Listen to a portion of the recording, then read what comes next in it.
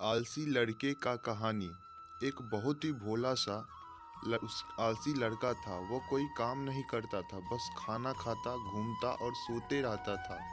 एक दिन उसे किसी ने बताया कि एक आश्रम है जहाँ पर कुछ नहीं करना पड़ता है और हर दिन दो समय का खाना और नाश्ता मिलता है। तुम वहाँ जाकर रहो।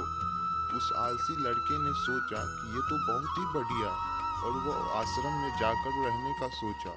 और फिर वो भोला भाला आलसी लड़का अपना सारा सांसारिक जीवन छोड़कर उस आश्रम में जान कर रहने लगा। आश्रम में गुरुजी रहते थे। वो कुछ समय सबको प्रवचन देते और वह आलसी लड़का सुनता था। बाकी समय आराम था और फिर वो भरपेट खाना खाकर सो जाता था।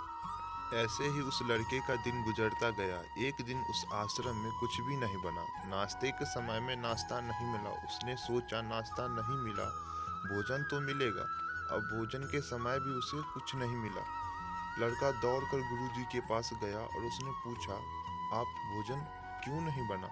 गुरुजी ने कहा, बेटा आज एकादशी है और जितने श्री आश्रम के सदस्य हैं उनका उपवास है और तुम्हारा भी आज उपवास है। आज भोजन नहीं बनेगा। वो लड़का आलसी था और उसे भूख भी बहुत जोर से लगा था। उसने गुरुजी से बोला, गुरुजी कि मैं उपवास नहीं करूँगा, मुझे भूख बहुत जोर से लगी है, मैं खाना खाऊंगा। गुरुजी ने बोला, ठीक है जाओ, भंडार में से सामान लेकर आओ और आश्रम में नहीं बाहर ले जा करके बना लो। लेकिन याद रखना, भोजन बनाने के बाद सबसे पहला भोग भगवान को लगाना, फिर तुम प्रसाद पाना। वो लड़का बोला, ठीक है, और फिर अनाज लेकर नदी की ओर पहुंचा।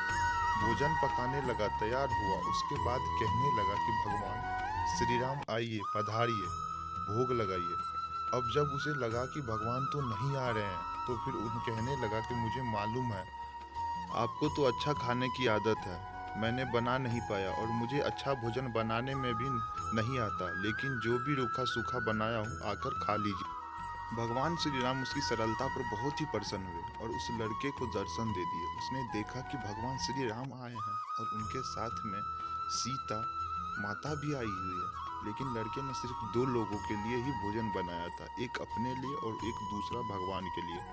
अब क्योंकि भगवान के साथ माता सीता भी आई हुई थी, तो उसने उस भोजन को माता सीता और भगवान के सामने ग्रहण करने के लिए रख दिया। भगवान श्री राम और माता सीता ने भोजन किया और उसके बाद जब वह जाने लगे तो वह भोला सा आलसी लड़का बोला, प्रभु आप आए, दर्शन दिए, बहुत अच्छा लगा, मुझे खाने का कुछ नहीं मिला, लेकिन कोई बात नहीं, लेकिन आपसे एक विनती है कि अगली बार जब आप आएंगे तो कितने लोग आएंगे ये बता दीजिए, ताकि मैं उतने लोग के लिए भोजन बनाकर रखूं। भगवान श्री राम मन ही मन मुस्कुराए और फिर अंतर ध्यान हो गए। उनका आश्रम गया, दिन बिताते गया, फिर एकादशी का दिन आया और इस बार उसने 3-4 लोगों के लिए अनाज लेकर खाना बनाने के लिए नदी के किनारे पहुंचा। उसने बड़ी प्रसन्नता से भोजन बनाया और इंतजार करने लगा कि प्रभु आइए और भोग लगाइए।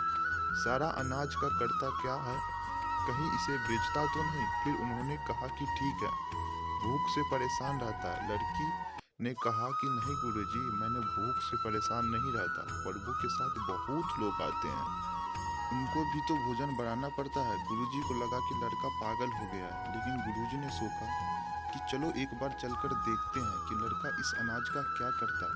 वो बोला सा लड़का अनाज लेकर नदी के किनारे पहुंचा और इस बार भोजन बताया नहीं। उसने सोचा कि प्रभु हर बार ज्यादा लोगों लेकर आते हैं, इस बार वो जितने भी आएंगे खुद बना करके भोग लगा लेंगे। और फिर प्रेम से प्रभु को बुलाने लगा। गुरुजी ये सब छुप कर देख रहे थे कि ये भोजन तो बताया नहीं और फिर भी बुला रहा है, लेकिन सड़क देखा कि इस बार प्रभु के साथ बहुत से लोग आए हुए हैं।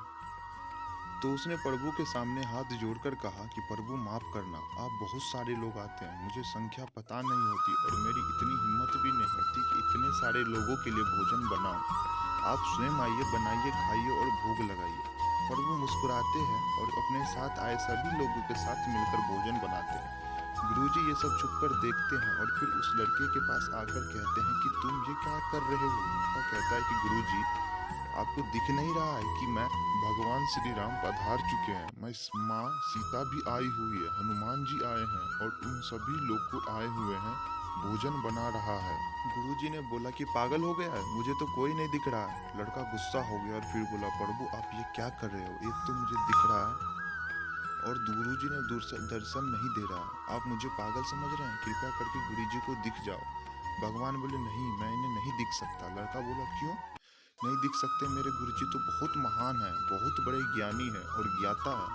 भगवान बोले, ज्ञानी और ज्ञाता होंगे लेकिन तुम्हारी तरह सरल नहीं है, जो सरलता तुम में है वो तुम्हारे गुरुजी में नहीं है। लेकिन ये ने बात गुरुजी से कह दी कि भगवान श्री राम कह रहे हैं कि आप में सरलता नहीं है, आप मेरे तो सरल है, इसके लिए आपको नहीं दिख सकते हैं। गुरुजी की आंखें नम हो गई और रोने लगे कि और बोले कि बिल्कुल सही कहा, मेरे अंदर तुम्हारे जितना सरलता नहीं है। और फिर माफ़ी मांगने लगे। भगवान गुरुजी को भी दर्शन दिए। ये कहानी से हमें ये सिखाती है कि जीवन में सरलता सबसे आवश्यक है। जितने सरल बने रहेंगे उतना जीवन में आगे बढ़ते चले जाएंगे। अगर आप सरल होते हैं तो आप खुद भी मुस्कुराते हैं और दूसरे को भी मुस्कुराने की वजह देते हैं। Thanks for listen my